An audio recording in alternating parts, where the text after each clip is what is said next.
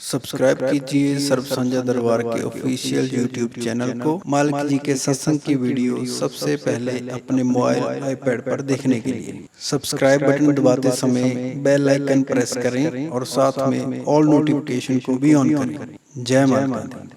किसी को सोना नहीं मिल रहा, बड़े परेशान है। आखिर तिन्ना ने तो देखिया टाइम हो रहा भाई, लगता राजे ने ਜਾਂ सोना रखना भुल गया, क्योंकि सारिया अलमारियां खाली पईयां। हर अलमारी नूं देख लिया, हर कमरे नूं देख लिया, छत की तरफ ही देख लिया, कली कली अलमारी देख लिया, सोना किते है ही नहीं। बड़े परेशान हो गए। हुण तिन्नां ने देखिया समा खत्म होने वाला भाई, नौकरी मिले ना मिले, जे होर लेट हो गए तो जान जरूर चली जाएगी। तो वही होएगा कि मिलिया कुछ नहीं तो गवा सब कुछ लिया, क्योंकि जान चल गई, सब कुछ गया। तिन्ने ही डर के बाहर आ कि चौथा विचार कर रहे कि राजा कभी झूठ नहीं बोल सकता। ये राजे ने क्या अंदर सोना है तो होएगा, पर नजर क्यों नहीं आ रहा। आखिर वो तिन्ने ही नौजवान था, जिदा कह लो कि 59 मिनट 59 मिनटा के बाहर आ गए। वो एक नौजवान एक सैकंड की देख रहा है, इधर राजा भी देख रहा है कि 59 मिनट 1 सेकंड हो गया, 2 सेकंड हो गए, यानी वो टाइम नू काउंट कर रहे कि चौथा नौजवान क्यों नहीं आया। आखिर करदिया 45 सेकंड पहुंच गए, यानी 9 मिनट 45 सेकंड, 46 47 48। बाकी तिन्ने ही हस रहे कि इसकी जान जानी है पागल दी। हाले भी लभ रहा है, हालांकि सारी अलमारियां खोल के देख लिया, मिलिया ही नहीं। हुण कहते इधर जदों सूई 50 सेकंड ते पहुंची तो नौजवान हसदा होया बाहर आया। जदों हसदा होया बाहर आया तो राजे ने की गल नौजवान, तू हस क्यों रहा है, कि तेनू सोना मिलिया? कहंदा हाँ महाराज मिल गया, मैनू सोना मिल गया। तो तिन्ने ही नौजवान कहने लगे, तू पागल नू कित्थों मिल गया, क्योंकि ऐसी तो कली कली अलमारी खोल के देख ली, मिल कित्थों गया इनू। जे हुंदा तो मिलदा, हर पासे लभ लिया, हर पासे खोज लिया, है ही नहीं किते, सारियां अलमारियां खाली। पर यह कहंदा मिल गया, इनू कित्थों मिल गया। हुण कहंदे है कि जदों बादशाह ने उस राजे ने मुस्कुरा के उन्होंने पूछा कित्थे मिलिया, कहंदा आजो महाराज मैं दसदा कित्थे मिलिया। जदों अंदर लगे तो उन्हें कहा महाराज माफ करियो, ये सारा घर ही सोने का बनया होया है, क्योंकि ते पेंट इतना का कीता पता नहीं लग रहा। मैनू होया कि राजे ने क्या सोना है पर है कित्थे। तो मेरा दिल कीता एक बार खरोच के तो देखा, जिद्दां ही मैं कंधा ते खरोचिया पेंट उतरिया थल्लियों, सोना निकल गया कि पूरा घर ही सोने का बनया। सो लो महाराज ये पूरा घर ही सोना है। तुसीं कहंदे सोना लभो, ये लभण च लगे रहे, पर समझ तो हुण आई है कि जिन्हों अलमारियां च लभ रहे सी वो पूरा घर ही आप ही सोना है। जरा गौर कर, एक कहानी क्यों दसी है, ये साडे सारे दे जीवन नाल जुड़ी हुई है। क्योंकि अज बंदा भी पता की कहंदा, ओ यार मंदिर जाके देखिया खाली पिया, रब मिलिया नहीं। वो मस्जिद भी गया, वो भी तिजोरी खाली मिली है, उत्थे भी रब मिलिया नहीं। मैं फलानी जगह भी देखिया, रब नहीं मिलिया। और रब किते एक जगह डली बन के नहीं बैठा, ये पूरा संसार, ये पूरी दुनिया ही रब है, परमात्मा है। इसलिए जिन्हें ये समझ लई कि रब किसी एक इमारत में नहीं है, रब किसी एक किताब में नहीं है, एक अलमारी च नहीं है, ये तो पूरा जहान ही उतो बनया होया है। जदों तक इंसान इको ही जगह लभदा रहेगा कि अलमारी चो ही मिलना है। तो जिद्दां 3 नौजवान निराश होकर आ गए कि लभ लिया अलमारी दा खाली सी, क्योंकि उन्होंने रमज समझी नहीं, तो चौथे ने समझ ली। इसलिए चौथियां नूं असीं कहांगे संतां वाली सुरती, फकीरां वाली सुरती और रब दे प्यारियां वाली सुरती, क्योंकि वो समझ लेंदे है कि सब कुछ वही तो है। पेड़ां अंदर भी वही है, पशु पंछियां अंदर भी वही है, मेरे अंदर भी वही है, तेरे अंदर भी वही है, हर जगह वही है। दिल जिससे जिंदा है वो तमन्ना तुम ही तो हो, हम जिसमें बस रहे हैं वो दुनिया तुम ही तो हो। दुनिया की है ऐसी जिथे रह रहे हैं, उस तो सिवा है कुछ।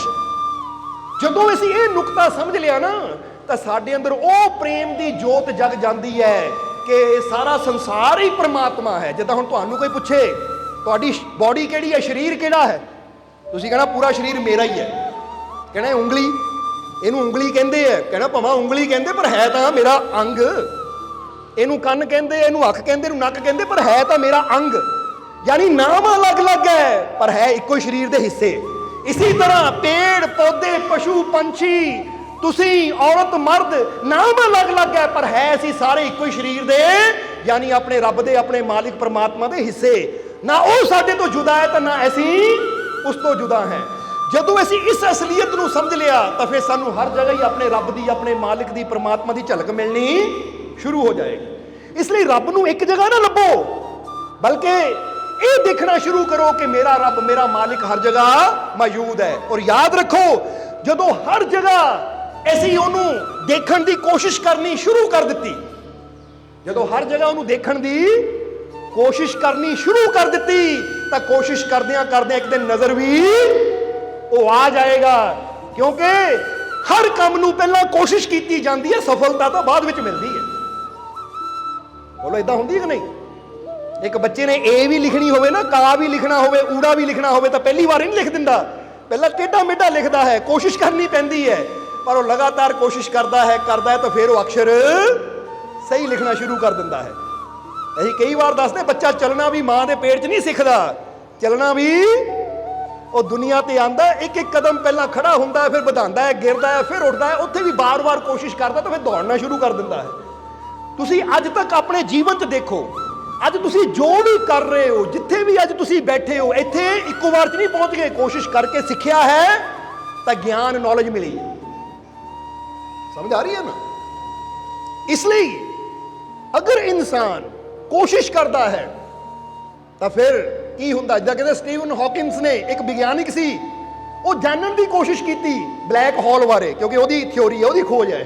ਇੱਕ ਵਿਗਿਆਨਿਕ ਦੀ ਗੱਲ ਕਰ ਰਹੇ ਹਾਂ ਜਿਹੜਾ ਵੀਲ ਚੇਅਰ ਤੇ ਬੈਠਾ ਸੀ। ਬਲੈਕ ਹੋਲ ਦੀ ਖੋਜ ਉਹਨਾਂ ਕੀਤੀ। ਉਹਨੇ ਸੋਚਿਆ ਕੁਝ ਹੈ ਐਸਾ, ਉਹ ਕੋਸ਼ਿਸ਼ ਕਰਦਾ ਗਿਆ, ਪਹਿਲੀ ਵਾਰ ਸਫਲਤਾ ਨਹੀਂ ਮਿਲੀ, ਕੋਸ਼ਿਸ਼ ਕਰਦਾ ਗਿਆ, ਦੂਜੀ ਵਾਰ ਸਫਲਤਾ ਨਹੀਂ ਮਿਲੀ, ਪਰ ਕੋਸ਼ਿਸ਼ ਕਰਦਾ ਗਿਆ ਤੇ ਇੱਕ ਦਿਨ ਉਹ ਬਲੈਕ ਹੋਲ ਦੇ ਬਾਰੇ ਉਹਨੇ ਜਾਣ ਲਿਆ ਔਰ ਫਿਰ ਸਾਰੀ ਦੁਨੀਆ ਨੂੰ ਦੱਸਿਆ।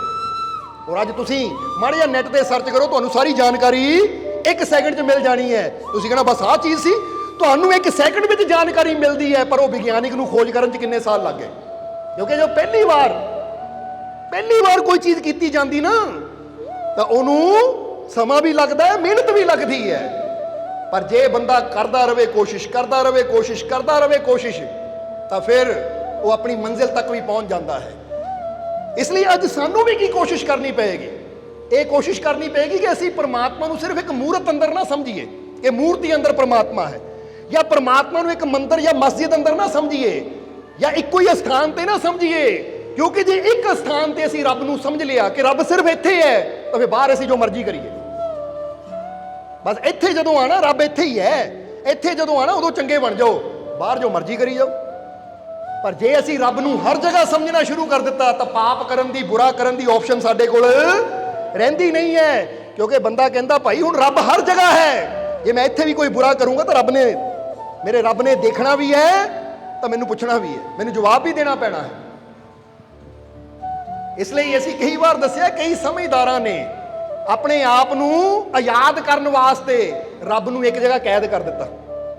ਰੱਬ ਨੂੰ ਕੈਦ ਕਰ ਦਿੱਤਾ ਮੰਦਰਾਂ ਮਸਜਿਦਾਂ 'ਚ, ਤਾਂ ਆਪਣੇ ਆਪ ਨੂੰ ਆਜ਼ਾਦ ਕਰ ਲਿਆ ਕਿ ਹੁਣ ਬਾਹਰ ਮੈਂ ਆਜ਼ਾਦ ਆ, ਝੂਠ ਬੋਲਾਂ, ਗਾਲੀ ਗਲੋਚ ਕਰਾਂ, ਹੇਰਾ ਫੇਰੀ ਕਰਾਂ, ਠਗੀ ਕਰਾਂ, ਕਿਉਂਕਿ ਰੱਬ ਤਾਂ ਮਸਜਿਦ ਵਿੱਚ ਹੈ, ਰੱਬ ਤਾਂ ਮੰਦਰ ਵਿੱਚ ਹੈ, ਰੱਬ ਤਾਂ ਸਿਰਫ ਉਸ ਸਥਾਨ ਤੇ ਹੈ। ਉੱਥੇ ਜਾ ਕੇ ਨਹੀਂ ਝੂਠ ਬੋਲਣਾ, ਉੱਥੇ ਸੱਚ ਬੋਲੋ, ਉੱਥੇ ਚੰਗੇ ਬਣ ਜਾਓ, ਬਾਹਰ ਮੈਂ ਆਜ਼ਾਦ। ਇਸ ਲਈ ਕਦੀ ਗੌਰ ਕਰਨਾ, ਵਿਚਾਰ ਕਰਨਾ ਇਹਦੇ ਬਾਰੇ ਕਿ ਰੱਬ ਨੂੰ ਸੀਮਾਵਾਂ ਵਿੱਚ ਉਹੀ ਕੈਦ ਕਰਦੇ ਜਿਹੜੇ ਬਾਹਰ ਆਜ਼ਾਦੀ ਚਾਹੁੰਦੇ ਆ। ਤਾਂ ਜਿਹੜੇ ਹਰ ਵੇਲੇ ਇਹ ਮੰਨਦੇ ਆ ਕਿ ਹਰ ਜਗ੍ਹਾ ਮੇਰਾ ਪਰਮਾਤਮਾ ਮੈਨੂੰ ਦੇਖ ਰਿਹਾ ਹੈ, ਉਹ ਬਾਹਰ ਵੀ ਉਦਾਂ ਹੀ ਹੁੰਦੇ ਐ, ਉਨੇ ਹੀ ਅੱਛੇ ਹੁੰਦੇ, ਤਾਂ ਮੰਦਰ ਦੇ ਅੰਦਰ ਵੀ ਉਨੇ ਹੀ ਅੱਛੇ ਹੁੰਦੇ। ਉਹਨਾਂ ਨੂੰ ਕੋਈ ਫਰਕ ਨਹੀਂ ਪੈਂਦਾ ਕਿ ਮੰਦਰ 'ਚ ਕੁਝ ਹੋਰ ਤਾਂ ਬਾਹਰ ਕੁਝ ਹੋਰ। ਨਹੀਂ ਤਾਂ ਆਪਣੀ ਜ਼ਿੰਦਗੀ ਤੁਸੀਂ ਦੇਖ ਲਓ, ਆਪਣੀ ਜ਼ਿੰਦਗੀ ਤੁਸੀਂ ਦੇਖ ਲਓ। ਜਦੋਂ ਗੁਰੂ ਘਰ 'ਚ ਬੈਠੇ ਆ, ਕਿਸੇ ਮੰਦਰ ਅੰਦਰ ਬੈਠੇ ਆ, ਸਤਸੰਗ 'ਚ ਬੈਠੇ ਆ, ਤਾਂ ਸਾਡੀ ਜ਼ਿੰਦਗੀ ਕੁਝ ਹੋਰ ਹੁੰਦੀ ਹੈ। ਤਾਂ ਜਿੱਦਾਂ ਹੀ ਅਸੀਂ ਮੰਦਰ 'ਚੋਂ, ਮਸਜਿਦ 'ਚੋਂ, ਗੁਰੂ ਘਰ 'ਚੋਂ ਜਾਂ ਸਤਸੰਗ 'ਚ ਉੱਠ ਕੇ ਬਾਹਰ ਜਾਂਦੇ ਤਾਂ ਸਾਡਾ ਰੂਪ ਹੀ ਕੁਝ ਹੋਰ ਹੋ ਜਾਂਦਾ ਹੈ। ਯਾਨੀ ਇਹਦਾ ਮਤਲਬ ਅਸੀਂ ਇਹੀ ਮੰਨਦੇ ਕਿ ਸਤਸੰਗ ਵਿੱਚ ਹੀ ਰੱਬ ਹੈ, ਸਤਸੰਗ ਵਿੱਚ ਹੀ ਉਹ ਮਾਲਕ ਹੈ, ਜਾਂ ਇਹ ਗੁਰੂ ਘਰ 'ਚ ਹੀ ਉਹ ਪਰਮਾਤਮਾ ਹੈ, ਬਾਹਰ ਤਾਂ ਜੋ ਮਰਜ਼ੀ ਕਰੀਏ। ਇਸ ਲਈ ਅਸੀਂ ਇੱਥੇ ਕਹਿਣੀ ਚਾਹਾਂਗੇ ਕਿ ਦੁਨੀਆਦਾਰ ਵਿੱਚ ਔਰ ਸੰਤਾਂ ਫਕੀਰਾਂ 'ਚ ਫਰਕ ਕੀ ਹੈ ਕਿ ਦੁਨੀਆਦਾਰ ਰੱਬ ਨੂੰ ਇੱਕ ਜਗ੍ਹਾ ਕੈਦ ਕਰਕੇ ਆਪ ਆਜ਼ਾਦ ਹੋ ਜਾਂਦਾ ਹੈ, ਤਾਂ ਫਕੀਰ ਰੱਬ ਨੂੰ ਆਜ਼ਾਦ ਕਰਕੇ, ਜਾਨੀ ਉਹ ਹਰ ਜਗ੍ਹਾ ਹੈ ਮੰਨ ਕੇ, ਆਪਣੇ ਆਪ ਨੂੰ ਉਹਦੀ ਪ੍ਰੇਮ ਦੀ ਕੈਦ ਵਿੱਚ ਦੇ ਦਿੰਦਾ ਹੈ। ਇਹੀ ਫਰਕ ਹੈ ਸਿਰਫ, ਕਿਉਂਕਿ ਉਹ ਆਪਣੇ ਆਪ ਨੂੰ ਪ੍ਰੇਮ ਦੇ ਦਾਇਰੇ ਅੰਦਰ ਲੈ ਆਂਦਾ ਹੈ ਕਿ ਹਰ ਜਗ੍ਹਾ ਮੇਰਾ ਰੱਬ ਮੈਨੂੰ ਦੇਖ ਰਿਹਾ ਤਾਂ ਉਹਦੇ ਪ੍ਰੇਮ ਦਾ ਵੱਜਾ ਹੁਣ ਮੈਂ ਕੁਝ ਬੁਰਾ ਕਰ ਹੀ ਨਹੀਂ ਸਕਦਾ। ਸਮਝਦੇ ਹੋ ਕਿ ਨਹੀਂ? ਹੁਣ ਤੁਸੀਂ ਕਦੀ ਦੇਖੋ, ਇੱਕ ਗੱਲ ਦਾ ਜਵਾਬ ਦੇਣਾ ਕਿ ਇੱਕ ਇਨਸਾਨ ਕਿਸੇ ਮੰਦਿਰ 'ਚ ਖੜ ਕੇ, ਗੁਰੂ ਘਰ 'ਚ ਖੜ ਕੇ, ਗੁਰਦੁਆਰੇ 'ਚ ਖੜ ਕੇ, ਚਰਚ ਵਿੱਚ ਖੜ ਕੇ ਜਾਂ ਕਿਸੇ ਧਾਰਮਿਕ ਸਥਾਨ ਤੇ ਖੜ ਕੇ ਇੱਕ ਦੂਜੇ ਨੂੰ ਗਾਲੀ ਦੇਵੇ ਚੰਗਾ ਲੱਗਦਾ ਹੈ? ਬੰਦੇ ਨੇ ਕਹਿਣਾ ਰੱਬ ਦੇ ਘਰ 'ਚ ਖੜ ਕੇ ਗਾਲੀ ਦੇ ਰਿਹਾ, ਇੱਦਾਂ ਹੋਣੀ ਹੈ ਕਿ ਨਹੀਂ? ਤਾਂ ਹੁਣ ਜੇ ਉਹ ਬੰਦਾ ਬਾਹਰ ਵੀ ਰੱਬ ਨੂੰ ਮੰਨੇ ਕਿ ਸਿਰਫ ਇਸ ਘਰ ਦੇ ਵਿੱਚ ਹੀ ਨਹੀਂ, ਬਾਹਰ ਵੀ ਰੱਬ ਹੈ, ਤਾਂ ਬਾਹਰ ਵੀ ਗਾਲੀ ਦੇਣੀ ਚੰਗੀ ਨਹੀਂ ਸਮਝੇਗਾ, ਕਿਉਂਕਿ ਉਹਨੂੰ ਪਤਾ ਕਿ ਭਾਈ ਇੱਥੇ ਵੀ ਉਹ ਰੱਬ ਹੀ ਹੈ, ਇੱਥੇ ਵੀ ਮੇਰਾ ਮਾਲਿਕ ਮੈਨੂੰ ਦੇਖ ਰਿਹਾ। ਫਿਰ ਉੱਥੇ ਕੀ ਹੁੰਦਾ ਹੈ? ਰੱਬ ਆਜ਼ਾਦ ਹੋ ਗਿਆ, ਯਾਨੀ ਉਹ ਹਰ ਜਗ੍ਹਾ ਹੋ ਗਿਆ, ਤਾਂ ਮੈਂ ਉਹਦੇ ਪ੍ਰੇਮ ਦੀ ਕੈਦ ਵਿੱਚ ਐਦਾਂ ਵੱਜ ਗਿਆ ਕਿ ਹੁਣ ਮੈਂ ਬਾਹਰ ਰਹਿ ਕੇ ਵੀ ਗਲਤੀ ਨਹੀਂ ਕਰਨੀ, ਹੁਣ ਮੈਂ ਬਾਹਰ ਰਹਿ ਕੇ ਵੀ ਗਾਲੀ ਨਹੀਂ ਦੇਣੀ, ਝਗੜੇ ਨਹੀਂ ਕਰਨੇ, ਫਸਾਦ ਨਹੀਂ ਕਰਨੇ, ਕਿਉਂਕਿ ਇੱਥੇ ਵੀ ਮੇਰਾ ਮਾਲਿਕ ਮੇਰੇ ਨਾਲ ਹੈ, ਮੈਨੂੰ ਦੇਖ ਰਿਹਾ ਹੈ। ਪਰ ਅੱਜ ਇਨਸਾਨ ਨੇ ਉਲਟਾ ਕਰ ਦਿੱਤਾ, ਅੱਜ ਇਨਸਾਨ ਨੇ ਉਲਟਾ ਕਰ ਦਿੱਤਾ ਕਿ ਰੱਬ ਨੂੰ ਇੱਕ ਜਗ੍ਹਾ ਸੀਮਿਤ ਕਰ ਦਿੱਤਾ ਕਿ ਉੱਥੇ ਗਈ ਹੈ ਤਾਂ ਬਾਹਰ ਮੈਂ ਆਜ਼ਾਦ ਹਾਂ, ਮੈਂ ਜੋ ਮਰਜ਼ੀ ਕਰਾਂ, ਮੈਂ ਚਾਹੇ ਠੇਕੇ ਵੱਲ ਜਾਵਾਂ, ਚਾਹੇ ਜੂਆ ਘਰ 'ਚ ਜਾਵਾਂ, ਚਾਹੇ ਡਾਂਗ ਲੈ ਕੇ ਕਿਸੇ ਦਾ ਸਿਰ ਪਾੜਨ ਜਾਵਾਂ, ਚਾਹੇ ਕਿਸੇ ਨਾਲ ਝਗੜਾ ਕਰਨ ਜਾਵਾਂ। ਪਰ ਜਦੋਂ ਮੰਦਿਰ ਜਾਣਾ ਉਦੋਂ ਹੱਥ ਮੂੰਹ ਧੋ ਕੇ, ਮਸਜਿਦ ਜਾਣਾ ਉਦੋਂ ਵੁਜੂ ਕਰਕੇ, ਪਾਕ ਪਵਿੱਤਰ ਹੋ ਕੇ ਸੱਚੇ ਬਣ ਕੇ ਖੜ ਜਾਓ। ਤਾਂ ਕੀ ਰੱਬ ਦੇਖ ਨਹੀਂ ਰਿਹਾ ਕਿ ਇੱਥੇ ਤੂੰ ਕੀ ਹੈ, ਤਾਂ ਬਾਹਰ ਤੇਰੀ ਸ਼ਕਲ ਕੀ ਹੈ, ਬਾਹਰ ਤੇਰਾ ਆਕਾਰ ਕੀ ਹੈ, ਕਰਮ ਕੀ ਹੈ? ਇਸ ਲਈ ਜੋ ਰੱਬ ਦਾ ਪਿਆਰਾ ਹੁੰਦਾ ਹੈ ਉਹ ਤਾਂ ਐਸਾ ਹੁੰਦਾ ਹੈ ਕਿ ਉਹ ਹਰ ਜਗ੍ਹਾ ਹੀ ਆਪਣੇ ਰੱਬ ਨੂੰ ਹਾਜ਼ਰ ਨਾਜ਼ਰ ਸਮਝਦਾ, ਔਰ ਹਰ ਜਗ੍ਹਾ ਹੀ ਆਪਣੇ ਆਪ ਨੂੰ ਉਹ ਬੁਰੇ ਕਰਮ ਤੋਂ ਬਚਾ ਕੇ ਰੱਖਦਾ ਹੈ ਜਿਹੜਾ ਉਹਨੂੰ ਪਤਾ ਹੈ ਕਿ ਮੇਰੇ ਰੱਬ ਨੂੰ ਪਸੰਦ ਨਹੀਂ ਹੈ, ਮੇਰੇ ਮਾਲਿਕ ਨੂੰ ਇਹ ਕੰਮ ਪਸੰਦ ਨਹੀਂ ਹੈ, ਇਸ ਲਈ ਹਰ ਜਗ੍ਹਾ ਉਹ ਮੈਨੂੰ ਦੇਖ ਰਿਹਾ ਹੈ। ਤਾਂ ਆਪਣੇ ਆਪ ਨੂੰ ਹਰ ਜਗ੍ਹਾ ਉਹ ਬੁਰਾਈ ਤੋਂ ਬਚਾ ਕੇ ਰੱਖਣਾ ਹੈ। ਐਸਾ ਇਨਸਾਨ ਹੀ ਰੱਬ ਦਾ ਪਿਆਰਾ ਹੁੰਦਾ ਹੈ। ਇਸ ਲਈ ਇੱਥੇ ਫਿਰ ਆ ਜਾਈਏ ਕਬੀਰ ਸਾਹਿਬ ਦੀ ਬਾਣੀ ਤੇ, ਉਹਨਾਂ ਦੇ ਸ਼ਬਦ ਤੇ, ਕਿ ਜਿਸ ਤਰ੍ਹਾਂ ਅਸੀਂ ਇੱਥੇ ਦੱਸਿਆ ਤੁਹਾਨੂੰ ਕਹਾਣੀ ਦੇ ਨਾਲ ਵੀ ਥੋੜਾ ਜਿਹਾ ਦੁਬਾਰਾ ਜੋੜਾਂਗੇ ਤੁਹਾਨੂੰ, ਕਿ ਉਹ ਨੌਜਵਾਨ ਅਲਮਾਰੀਆਂ 'ਚ ਸੋਨਾ ਲੱਭਦੇ ਰਹੇ, ਪਰ ਉਹਨਾਂ ਨੂੰ ਇਹ ਨਹੀਂ ਪਤਾ ਸੀ ਜਿਸ ਅਲਮਾਰੀ 'ਚ ਮੈਂ ਸੋਨਾ ਲੱਭ ਰਿਹਾ ਉਹ ਪੂਰੀ ਅਲਮਾਰੀ ਸੋਨੇ ਦੀ ਹੈ। ਘਰ ਦੇ ਵਿੱਚ ਮੈਂ ਸੋਨਾ ਲੱਭ ਰਿਹਾ ਸੀ, ਪੂਰਾ ਘਰ ਹੀ ਸੋਨੇ ਦਾ ਹੈ। ਇਸ ਲਈ ਜਦੋਂ ਉਹ ਕਲਰ ਉਤਾਰਿਆ ਫਿਰ ਪਤਾ ਲੱਗਾ, ਹਕੀਕਤ ਖੁੱਲੀ ਕਿ ਇਹਦਾ ਪੂਰਾ ਘਰ ਹੀ ਸੋਨੇ ਦਾ ਹੈ। ਪਰ ਜਦ ਤੱਕ ਉਹ ਪਰਤ ਚੜੀ ਸੀ ਉਦੋਂ ਤੱਕ ਭੁਲੇਖੇ 'ਚ ਸੀ ਇਹ ਘਰ ਸ਼ਾਇਦ ਇੱਟਾਂ ਪੱਥਰਾਂ ਦਾ ਬਣਿਆ ਹੋਇਆ। ਪਰ ਜਿੱਦਾਂ ਉਹਨਾਂ ਖੁਰਚਿਆ ਨਾ, ਥੋੜਾ ਜਿਹਾ ਖੁਰਚਣ ਦਾ ਮਤਲਬ ਸਮਝਦੇ ਹੋ ਨਾ, ਉਹਨੇ ਰਗੜ ਕੇ ਪੇਂਟ ਉਤਾਰਿਆ, ਉਹ ਕਲਰ ਉਤਾਰਿਆ, ਫਿਰ ਪਤਾ ਲੱਗਾ ਤੇ ਪਿੱਛੇ ਕੀ ਸੀ। ਤਾਂ ਹੀ ਤਾਂ ਸੁਨਿਆਰੇ ਕੋਲ ਵੀ ਜਦੋਂ ਤੁਸੀਂ ਕੋਈ ਗਹਿਣਾ ਲੈ ਕੇ ਜਾਂਦੇ ਹੋ ਪਹਿਲਾਂ ਪੱਥਰ ਤੇ ਰਗੜਦਾ ਹੈ, ਦੇਖਦਾ ਹੈ ਕਿ ਭਈ ਅੰਦਰੋਂ ਕੀ ਨਿਕਲਦਾ ਹੈ, ਕਿਤੇ ਇਹ ਨਾ ਹੋਵੇ ਬਾਹਰ ਝਾਲ ਹੋਵੇ ਸੋਨੇ ਦੀ, ਤਾਂ ਅੰਦਰ ਪਿੱਤਲ ਹੋਵੇ, ਲੋਹਾ ਹੋਵੇ, ਤਾਂਬਾ ਹੀ ਹੋਵੇ। ਇਦਾਂ ਹੀ ਪਰਖ ਹੁੰਦੀ ਹੈ ਰਗੜ ਕੇ। ਇਸੇ ਤਰ੍ਹਾਂ ਇੱਥੇ ਤੁਹਾਨੂੰ ਵੀ ਕਵਾਂਗੇ, ਇਸ ਸੰਸਾਰ 'ਚ ਪਰਮਾਤਮਾ ਹੀ ਹੈ, ਉਹ ਪ੍ਰਭੂ ਹੀ ਹੈ, ਉਸ ਤੋਂ ਸਿਵਾ ਹੈ ਹੀ ਕੁਛ ਨਹੀਂ। ਪਰ ਤੁਸੀਂ ਕਹਿਣਾ ਸਾਨੂੰ ਨਜ਼ਰ ਕਿਉਂ ਨਹੀਂ ਆਉਂਦਾ? ਹੁਣ ਉਹ ਘਰ ਪੂਰਾ ਸੋਨੇ ਦਾ ਸੀ, ਪਰ ਨੌਜਵਾਨਾਂ ਨੂੰ ਨਜ਼ਰ ਨਹੀਂ ਆਇਆ ਕਿ ਪੂਰਾ ਘਰ ਹੀ ਸੋਨੇ ਦਾ ਹੈ, ਕਿਉਂਕਿ ਉੱਪਰ ਇੱਕ ਪਰਤ ਸੀ, ਇੱਕ ਪੇਂਟ ਦੀ ਰੰਗ ਦੀ ਪਰਤ ਸੀ। ਉਹ ਪਰਤ ਹਟੀ ਤਾਂ ਪਤਾ ਲੱਗਾ ਕਿ ਘਰ ਹੀ ਸੋਨੇ ਦਾ ਹੈ। ਇਸੇ ਤਰ੍ਹਾਂ ਅੱਜ ਬੰਦਾ ਰਹਿੰਦਾ ਪਰਮਾਤਮਾ 'ਚ ਹੈ, ਇਹ ਸਭ ਕੁਝ ਪਰਮਾਤਮਾ ਹੀ ਹੈ, ਪਰ ਬੰਦੇ ਨੂੰ ਨਜ਼ਰ ਕਿਉਂ ਨਹੀਂ ਆਉਂਦਾ? ਕਿਉਂਕਿ ਅੱਜ ਬੰਦੇ ਦੀਆਂ ਅੱਖਾਂ ਤੇ ਵੀ ਕਈ ਪਰਤਾਂ ਚੜੀਆਂ ਹੋਈਆਂ, ਨਫ਼ਰਤ ਦੀਆਂ, ਅਹੰਕਾਰ ਦੀਆਂ, ਮੈਂ ਮੇਰੀ ਦੀਆਂ। ਹੁਣ ਜਿੱਦਾਂ ਜਿੱਦਾਂ ਇਹ ਪਰਤਾਂ ਹਟਦੀਆਂ ਚਲੀਆਂ ਜਾਂਦੀਆਂ ਹੈ, ਬੋਲੋ ਸਮਝਦੇ ਹੋ ਕਿ ਨਹੀਂ? ਜਿੱਦਾਂ ਕਈ ਵਾਰ ਤੁਸੀਂ ਦੇਖਦੇ ਕਿ ਗੁੜ ਦੀ ਡਲੀ ਰੱਖਦੇ ਹੋ ਤਾਂ ਕਿੰਨੀਆਂ ਮੱਖੀਆਂ ਉੱਤੇ ਬਹਿ ਜਾਂਦੀਆਂ ਹੈ, ਇੰਨੀਆਂ ਮੱਖੀਆਂ ਬਹਿ ਜਾਂਦੀਆਂ, ਗੁੜ ਨਜ਼ਰ ਹੀ ਨਹੀਂ ਆਉਂਦਾ। ਬੋਲੋ ਸਮਝਦੇ ਹੋ ਕਿ ਨਹੀਂ? ਜਾਂ ਕਈ ਵਾਰ ਹੋ ਸਕਦਾ ਸਮਝਣ ਵਾਲਾ ਸਮਝੇ ਉਹ ਭਾਈ ਪਤਾ ਨਹੀਂ ਗੰਦਗੀ ਪਈ ਹੋਈ ਹੈ ਜਿਹੜੇ ਇੰਨੀਆਂ ਮੱਖੀਆਂ ਬੈਠੀਆਂ, ਇਹ ਤਾਂ ਮੱਖੀਆਂ ਹਟਦੀਆਂ ਤਾਂ ਫਿਰ ਪਤਾ ਲੱਗਦਾ ਇੱਥੇ ਤਾਂ ਗੁੜ ਸੀ। ਇਸੇ ਤਰ੍ਹਾਂ ਉਹ ਪਰਮਾਤਮਾ ਰੂਪੀ ਗੁੜ ਉਹ ਹਰ ਜਗ੍ਹਾ ਮੌਜੂਦ ਹੈ, ਪਰ ਤੁਹਾਡੀਆਂ ਨੈਗੇਟਿਵਿਟੀ ਦੀਆਂ, ਬੁਰੀਆਂ ਸੋਚਾਂ ਦੀਆਂ, ਨਫ਼ਰਤ ਦੀਆਂ, ਕ੍ਰੋਧ ਦੀਆਂ ਮੱਖੀਆਂ ਹੀ ਇੰਨੀਆਂ ਉੱਤੇ ਬੈਠੀਆਂ ਹੈ ਕਿ ਉਹ ਪਰਮਾਤਮਾ ਰੂਪੀ ਮਿੱਠਾ ਨਜ਼ਰ ਹੀ ਨਹੀਂ ਆਉਂਦਾ। ਇਸ ਲਈ ਸਭ ਤੋਂ ਪਹਿਲਾਂ ਸਾਨੂੰ ਕੀ ਕਰਨਾ ਪਏਗਾ? ਆਪਣੇ ਅੰਦਰ ਬੁਰੇ ਵਿਚਾਰ ਜੋ ਹੈ ਨਾ, ਸਾਡੀਆਂ ਬੁਰੀਆਂ ਕਰਨੀਆਂ ਜੋ ਹੈ, ਨਫ਼ਰਤ ਹੈ, ਵੈਰ ਵਿਰੋਧਤਾ ਹੈ, ਬੁਰਾਈ ਹੈ ਜੋ ਸਾਡੇ ਅੰਦਰ, ਗੱਲ ਗੱਲ ਤੇ ਝਗੜੇ ਕਰਨ ਦੀ ਆਦਤ ਹੈ, ਕ੍ਰੋਧ ਕਰਨ ਦੀ ਆਦਤ ਹੈ, ਦੂਜਿਆਂ ਨਾਲ ਨਫ਼ਰਤ ਕਰਨ ਦੀ ਆਦਤ ਹੈ, ਨਿੰਦਿਆ ਚੁਗਲੀ ਕਰਨ ਦੀ ਆਦਤ ਹੈ, ਸਮਝ ਲਓ ਇਹ ਮੱਖੀਆਂ ਆ ਜਿਹਦੇ ਥੱਲੇ ਮੇਰਾ ਪਰਮਾਤਮਾ ਰੂਪੀ ਮਿੱਠਾ ਲੁਕਿਆ ਹੋਇਆ ਹੈ। ਹੁਣ ਜੇ ਮੈਂ ਪ੍ਰਭੂ ਰੂਪੀ ਮਿੱਠੇ ਤੱਕ ਪਹੁੰਚਣਾ ਹੈ ਤਾਂ ਮੈਨੂੰ ਇਹ ਬੁਰੇ ਵਿਚਾਰਾਂ ਦੀਆਂ, ਗੰਦੇ ਵਿਚਾਰਾਂ ਦੀਆਂ, ਨੈਗੇਟਿਵਿਟੀ ਰੂਪੀ ਵਿਚਾਰਾਂ ਦੀਆਂ ਮੱਖੀਆਂ ਨੂੰ ਇੱਕ ਇੱਕ ਕਰਕੇ ਉਡਾਉਣਾ ਪਏਗਾ, ਕਿਉਂਕਿ ਇਕੱਠੀਆਂ ਤਾਂ ਉੜਨੀਆਂ ਨਹੀਂ ਤੁਹਾਡੇ ਤੋਂ।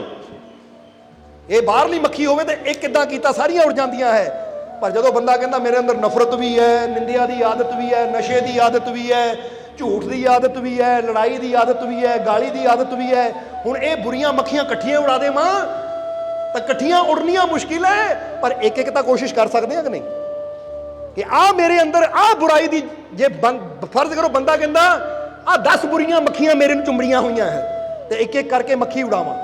ਜੇ ਕ੍ਰੋਧ ਕਰਨ ਦੀ ਆਦਤ ਹੈ ਤੇ ਕ੍ਰੋਧ ਨੂੰ, ਇਹ ਕ੍ਰੋਧ ਦੀ ਮੱਖੀ ਪਹਿਲਾਂ ਉਡਾਵਾਂ, ਫਿਰ ਆ ਜਾਵਾਂ ਦੂਜੀ ਮੱਖੀ ਤੇ, ਫਿਰ ਉਹ ਬੁਰਾਈ ਦੀ ਦੂਜੀ ਮੱਖੀ। ਜੇ ਕੋਈ ਨਸ਼ੇ ਦੀ ਆਦਤ ਹੈ, ਨਿੰਦਿਆ ਦੀ ਆਦਤ ਹੈ, ਝਗੜਾ ਕਰਨ ਦੀ ਆਦਤ ਹੈ, ਗਾਲੀ ਗਲੋਚ ਕਰਨ ਦੀ ਆਦਤ ਹੈ, ਤਾਂ ਪਹਿਲਾਂ ਉਹ ਇੱਕ ਇੱਕ ਮੱਖੀ ਨੂੰ ਵੀ ਉਡਾਉਂਦਾ ਜਾਵਾਂ। ਜਦੋਂ ਸਾਰੀਆਂ ਮੱਖੀਆਂ ਉੜ ਜਾਣਗੀਆਂ, ਯਾਨੀ ਸਾਡੀਆਂ ਬੁਰਾਈਆਂ ਦੂਰ ਹੋ ਜਾਣਗੀਆਂ, ਸਾਡੀ ਨੀਅਤ, ਸਾਡਾ ਦਿਲ, ਸਾਡਾ ਮਨ ਸਾਫ਼ ਹੋ ਜਾਏਗਾ, ਤਾਂ ਫਿਰ ਉਹਦੀ ਝਲਕ ਵੀ ਸਾਨੂੰ ਮਿਲ ਜਾਏਗੀ।